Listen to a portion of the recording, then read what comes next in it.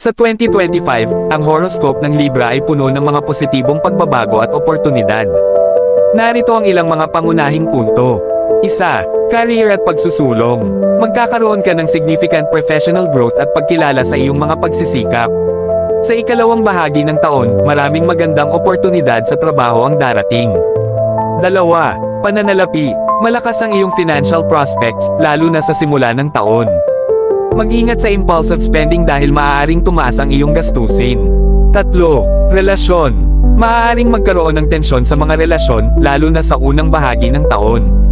Maging maingat sa mga bagong commitments at pag-usapan ng mga issue sa iyong partner. 4. Kalusugan at well-being.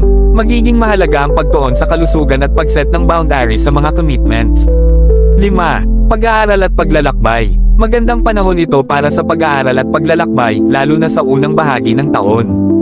Maging handa sa mga pagbabago at samantalahin ang mga oportunidad na darating.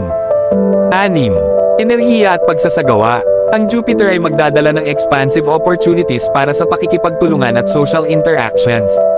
Magiging mas motivated ka sa mga proyekto at makakahanap ng mga bagong kaibigan o kasosyo.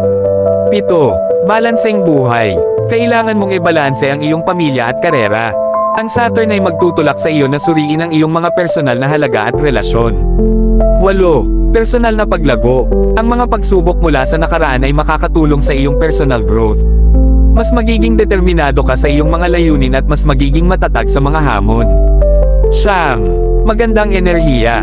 Ang magnetism ng Libra ay magiging mas malakas, kaya't magiging mas madali ang pagbuo ng mga bagong koneksyon.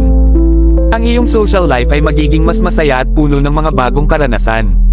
10. Paghahanda para sa kinabukasan. Magandang panahon ito para mag-set ng long-term goals at pag-isipan ang iyong hinaharap. Maging bukas sa mga bagong ideya at oportunidad na darating sa iyo.